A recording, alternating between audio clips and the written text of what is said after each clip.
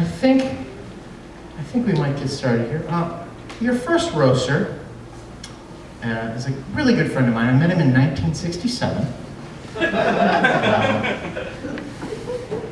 Just a beautiful man. He introduced me to John Williams, which I think worked out pretty well for all of us.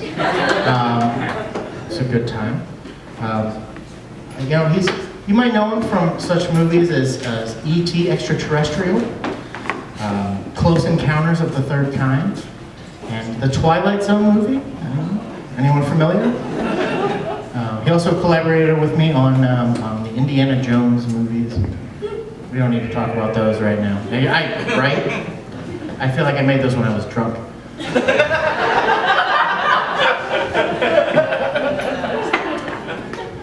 But you know, he's one of my greatest friends in the entire world, and I love to put his things in my stuff.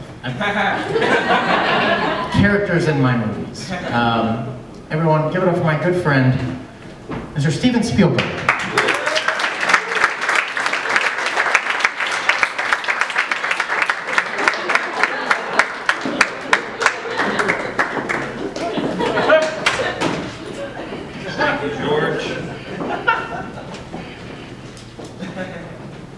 Thank you for having me here tonight, and I'm not sure why I was invited.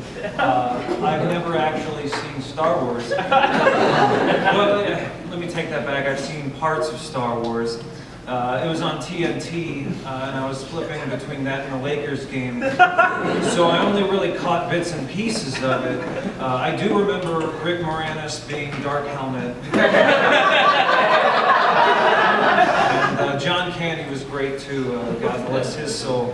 You know, and it's funny, people say I teamed up with George for the Indiana Jones movies because of the success of Star Wars, but in fact, George, the only reason I ever asked you to be a part of those movies was because you had access to the best dope in Hollywood. And I mean, as you know, Harrison Ford, he's a nightmare to work with. You have to be high as shit to deal with him.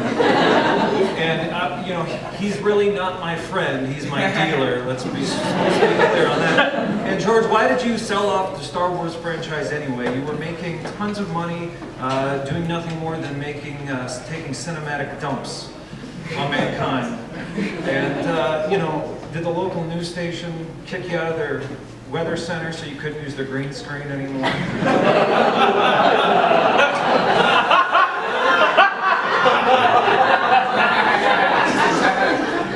Look, as far as I'm concerned, Star Wars is the root cause of embarrassingly bad cosplay,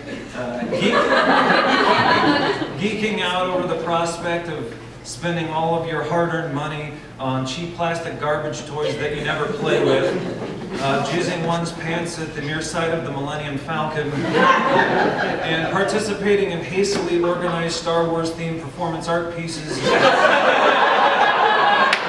lobbies of movie theaters and pizza shops. You know, I'm glad Jay got to pick to direct the next Star Wars. I think it's good. I think it's good. It's in good hands, and I think he'll finally be able to make Star Wars as good as Star Trek. Okay, dorks, Spielberg out.